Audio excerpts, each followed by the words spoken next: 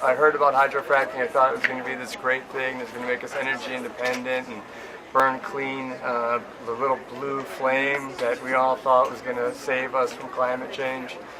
And I was invited to go to a community where they'd been doing fracking and people's water was poisoned. And I was there, and they all turned, after I heard the stories, like you hear these stories here, they turned to me and they said, "Can you help us?" And I said, "Where's the India's exit?" And the EPA's not here. Where's the DEQ? They're not helping us. They turned their back on us. There was no one there to help them. And I went home that night. I really wanted to run out of there, but I went home that night and I was like, "Okay, Ruffalo, are you really who you say you are? Do you care about people? Do you care about your community? And if you do, then you have to do something to help these people. No one's listening to them." And that was 6 years ago, and that was in Dimmock, Pennsylvania, and here we are today. And it's been a really, powerful thing to be part of. But the education was... And the education has just exploded. Back then there was no information about it. Most of what you heard was only from the fossil fuel industry. So they were framing the debate, but I saw it with my own eyes. I heard the stories with my own ears, and unless you have just the hardest of hearts and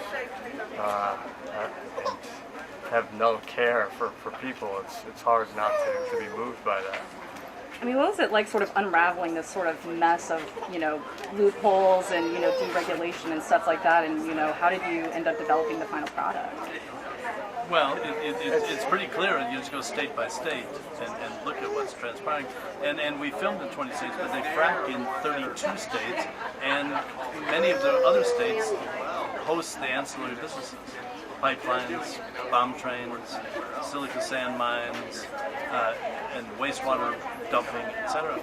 So it really impacts the entire United States. I think the import of the movie is just that, it doesn't make sense. As Sandra Steichner says in the film, this is rotary phone technology in an iPhone era on an energy front. It just doesn't make sense. And again, if President Obama and his wife and kids came and sat and watched this movie with us, there's no way that they could stand up as a family and support this. And I think that's true of families across the country. And what's the most important thing you guys want people to take away from this film? Solutions. To move to renewable energy. It's available to us now. This is where all the new jobs will be. By transitioning to this, we'll have a 3.5 million job net gain throughout the country. That means every fossil fuel job lost will have exponentially more jobs created. It's what's paying the highest right now. The renewable energy industry is already employing more people than the fossil fuel industry. If you really want to keep geopolitics and Americans out of war in the Middle East and other nations around the world, then move to homegrown clean energy here today and now. If you want to stop the 250,000 people that are dying every year because of fossil fuel pollution in America and all of the healthcare costs that are attributed to that, then move to renewable energy now.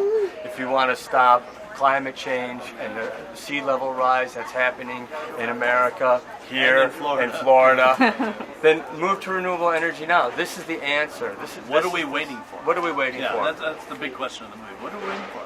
We have the technology, the money's there, but currently the money's going in subsidies off into the oil and gas industry. Take those same monies, putting them into expanded investment in renewables. To us, we're not the smartest guys in the world, but how come we can see it so clearly?